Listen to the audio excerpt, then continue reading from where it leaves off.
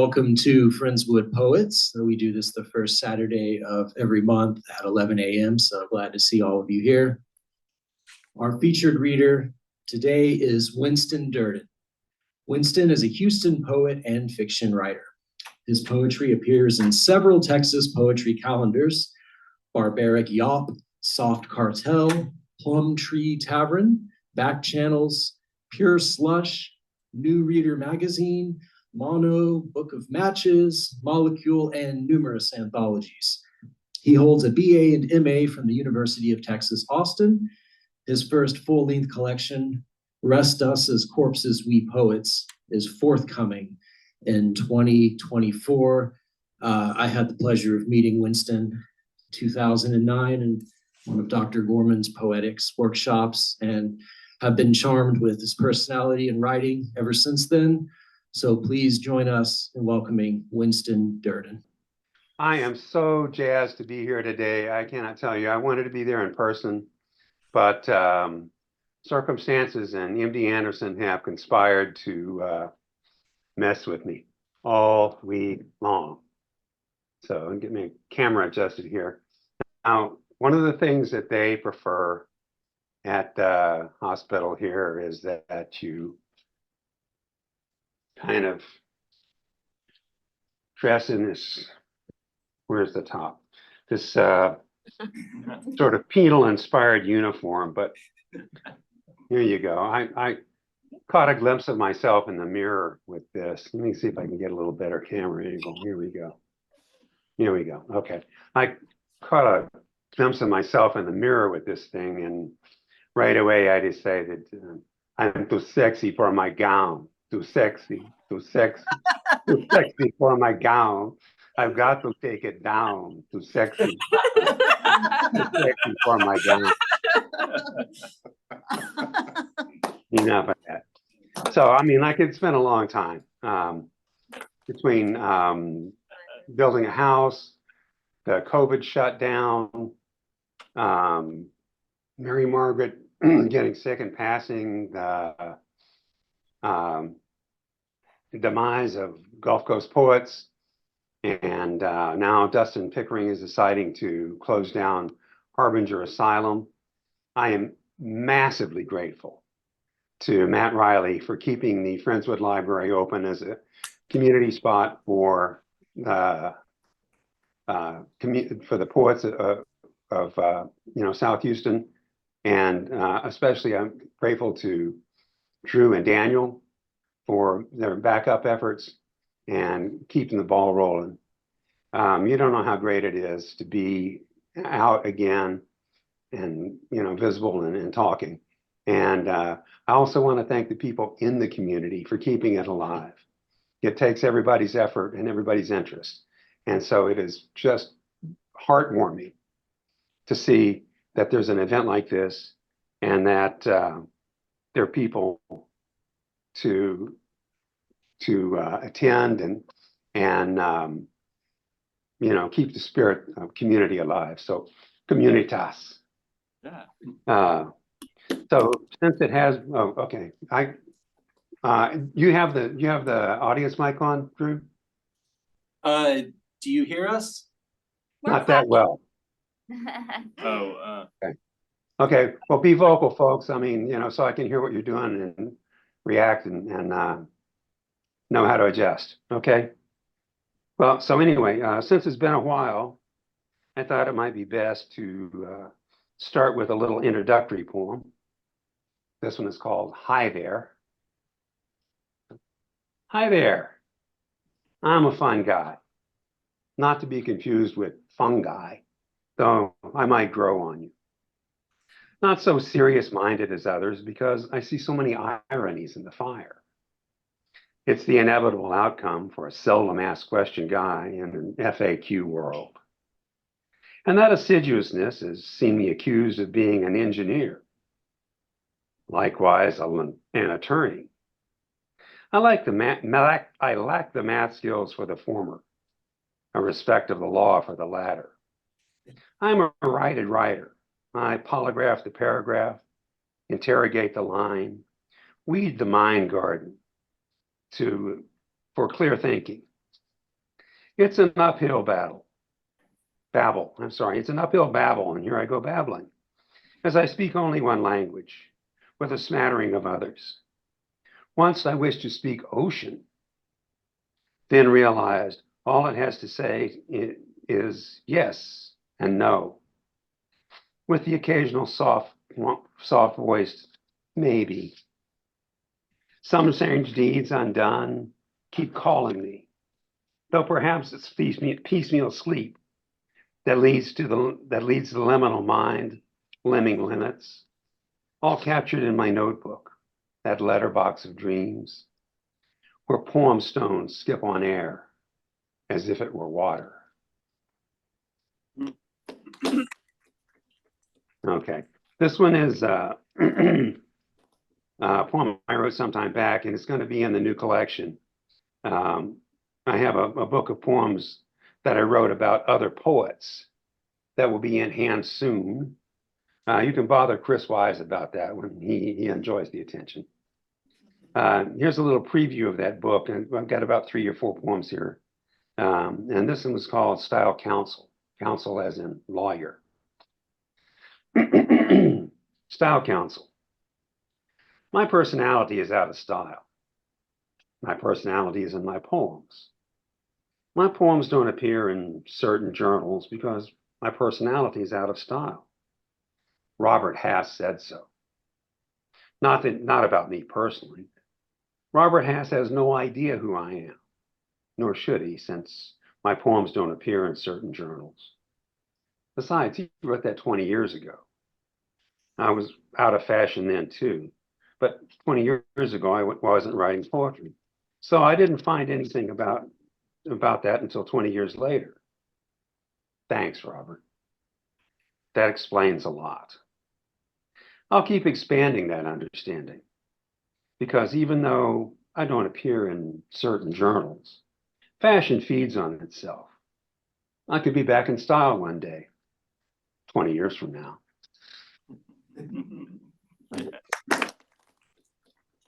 This one is called Sensational. It's about Billy Collins. Way, way, way down near the end, there is a reference to blood harmony. And it's the idea that people who are related by blood can sing tighter, purer harmony than people who are just, singers who just kind of know how to make the sounds. So Graham Nash and the late David Crosby might have something to say about that, but there is something to be heard in people who are related by blood who can sing. So that's way down at the end when it comes up if it doesn't sound familiar. It's called Sensational. In Sunday Morning with the Sensational Nightingales, subtle irony, Billy Collins praises gospel group after gospel group. Soul Stirrers, Swan Silvertones, Dixie Hummingbirds, 5 Mississippi Blind Boys, actually the 5 Blind Boys of Mississippi. And I feel sensational because he's listening to gospel radio in his car. And I have the music in my collection and more. Reverend James Cleveland, Mighty Clouds of Joy, Edwin Hawkins Singers, Fairfield 4. And I'll understand if he didn't care to distract from rising on the nightingale's wings of song to debate discord of doctrinal disjunctures between his kneeling religion and their evangelical brand. For in spite of my background in staid Baptist tones, I too can ascend on a gospel chorus, conscious only of the sublime sweep of harmony, the blending of notes exceeding any sound nature makes, birds twittering relentless solos, the hiss and yowl of cats, the bark and growl of dogs, the bleats and grunts of cattle and sheep, devoid of euphony or knowledge of tonics and augmented tones. For despite the nightingale's sweet song, Mr. Keats, sensational nightingales alone sing harmony, which is why I revel in the human ear, the sonic subtleties of the human mind, not aspirations of some higher thing displaced to an imaginary divine, but the power of multiple voices combined to animate the transient song, the story of song. So Billy, when next Sunday comes along, if you're cruising with a Jones for harmony, but not necessarily hung up on salvation, stop in and I'll spin you some doo-wop. Flamingos, orioles, ravens, crows. Unless there's no harmony without heaven, then we could wade into some bluegrass, awash in the blood of harmonies, of Bill and Charlie Monroe, the Stanley brothers, Delmore brothers, the Louvens, Del McCurry with his sons and their cousins. Here's another one from, excuse me, here's another one from We Poets. And it's about Grace Paley. Grace Paley was a short story writer and a poet. She was a little old Jewish granny from the Bronx with razor wire for a tongue. And if you didn't know any of that, it would take you about 10 seconds to find out. She gave a talk over at UH just about a year and a half before she died, and I was fortunate enough to attend it. And this poem is pretty much what happened. I need to load up with, do you have a pen? Okay. Get my props. I didn't have my props together here. I need a prop for this. Okay, here we go. Now I'm set. Okay, so graceful. This is for Grace Paley. I've taken to taking Grace Paley's advice at home and when I wander. If you want to be a writer, she said, you must always carry a pen. She raised one high. And the piece of paper, which proved elusive as she searched through 5 or 6 pockets until she drew from her skirt a scrap and at arm's length examined. Well, that's a $20 bill, she said, but I guess you could write in the margins.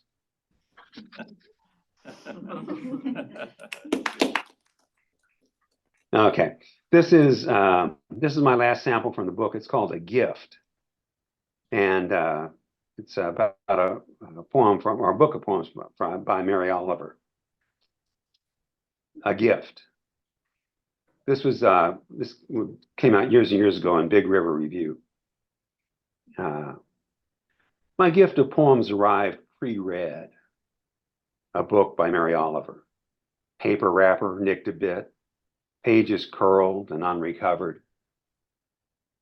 Not a poem was missing, though. Each page was bound in order. And as image, verse, and line enlightened, I began to wonder if luminescence shines more bright, having first lit the eyes of another. Okay. Now, I've got a few leukemia poems here. I spent 2023 convincing leukemia that I wasn't interested, and it was a sort of a long drawn out discussion. But since I've recovered enough to recapture some of my brain, I have been writing a few poems about the experience. And one of the things that slowed me down is that I didn't want to write poetry of whining and complaint. I just didn't want to be, that banal about it. So it took me a little while longer to discover how to write poems that avoided the whine, but caught the experience. Here's one of the first of a few of these.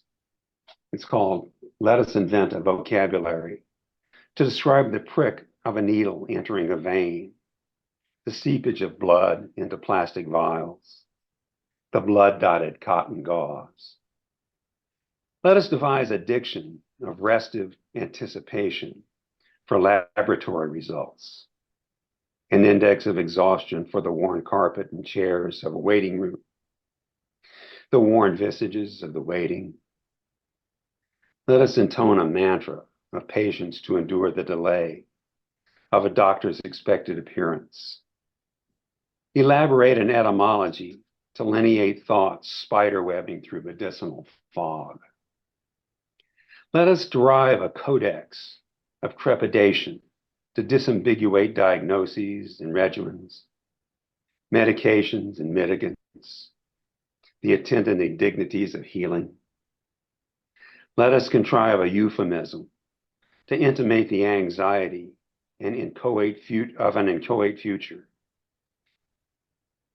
a circumlocution for the apprehension an errant gene will attempt to kill again.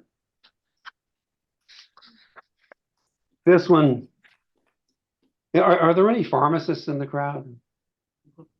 No, I'm not seeing any reactions, okay. All right, any oncologists?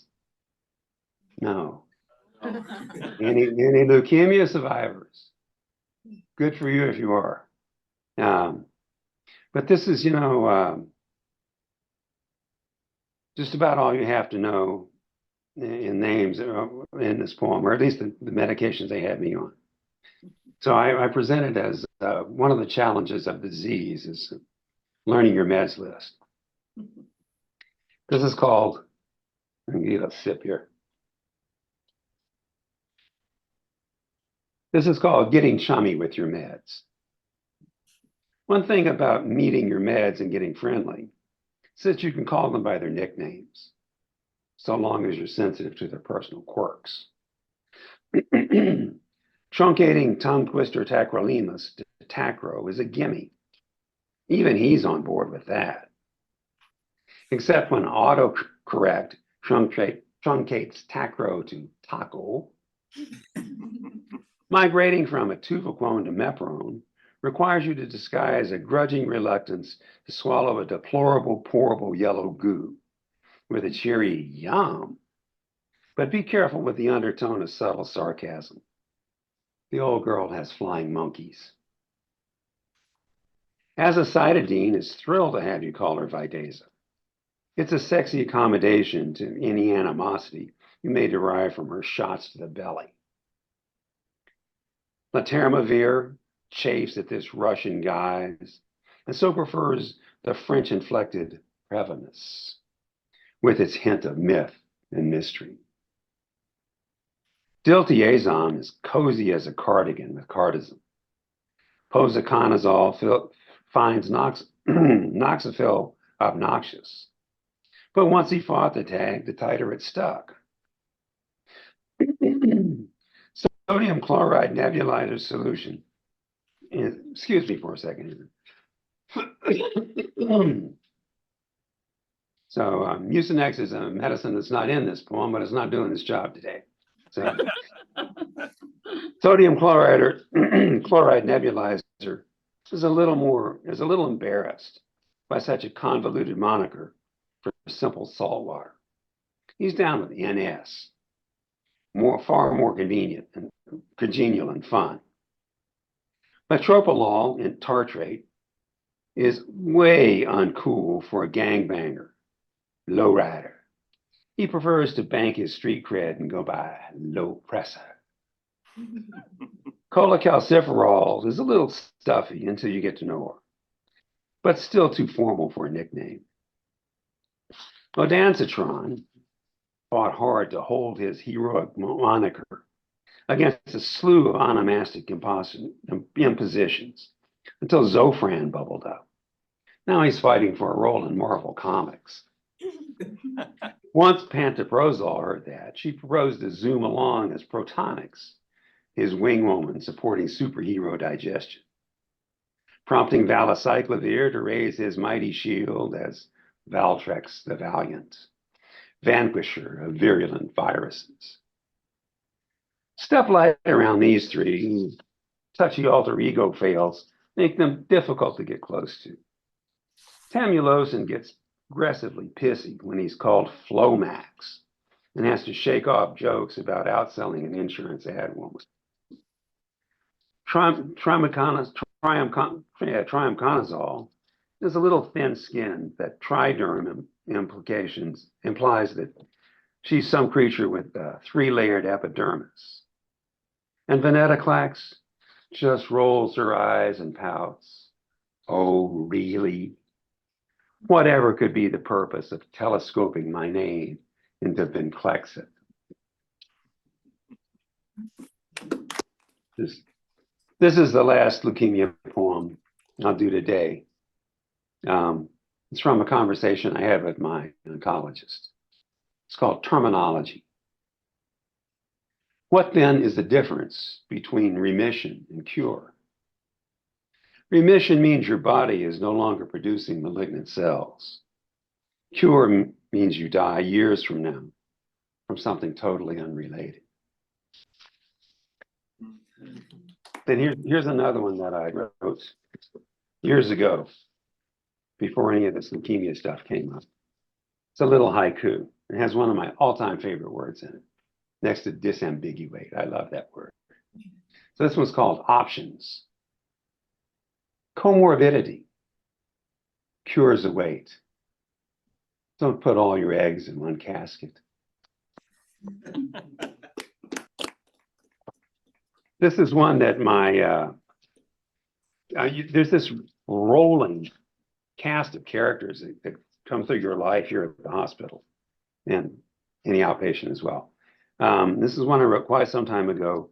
It's in a little journal. It's called Molecule, and they only publish poems that are 50 words or fewer.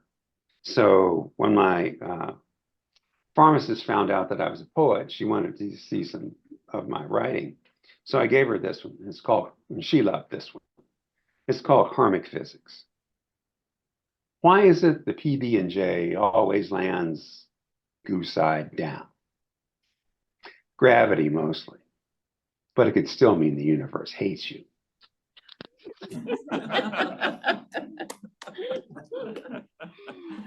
All right. Now this, I'll have to say that a serious illness has made me a lot more compassionate, a lot more. I mean, I know what I've gone through and I see other people going through it.